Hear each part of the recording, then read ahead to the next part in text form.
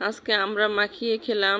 আমরাদের নাকি প্রচুর পরিমাণে ভিটামিন আছে। আসসালামু আলাইকুম, কি অবস্থা আপনাদের? আপনারা সবাই কেমন আছেন? আশা করি ভালো আছেন। আপনাদের দোয়া আলহামদুলিল্লাহ আমি ভালো আছি। বাজার থেকে এই আমড়াগুলো নিয়ে আসলো এবং বলল কিছু আমড়া কেটে দাও। তাই আমি কিছু আমড়া বেছে বেছে তুলে নিলাম এবং সুন্দর করে আমড়াগুলো ধুয়ে নিয়ে আসলাম কাটার জন্য। আমড়াগুলো বেশ সুন্দর গাঢ় সবুজ, দেখতে খুবই সুন্দর লাগছে আমড়াগুলো।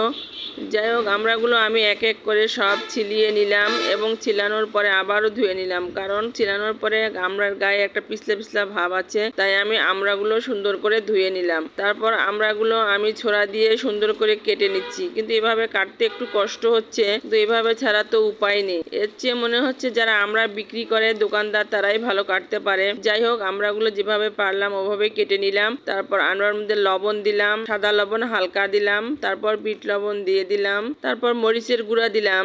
আর কি দিতে হবে আমার জানা নেই। যাই হোক, আমার ঘরে কাসুন্দিও নেই যে কাসুন্দি দিব। তারপর আমি আমড়াগুলো সুন্দর করে মেখে নিলাম। হয়ে গেল আমার আমড়া মাখা। অবশ্য আমড়াগুলো খুব টেস্টি, অনেক সুন্দর লাগছে খেতে গিয়ে দেখলাম। সত্যি আমড়ার মধ্যে প্রচুর পরিমাণে ভিটামিন আছে। আপনারা সবাই বেশি বেশি করে আমড়া খাবেন। আজ এখানেই শেষ করলাম। আপনারা সবাই ভালো থাকেন, সুস্থ থাকেন এই কামনায়। আল্লাহ হাফেজ।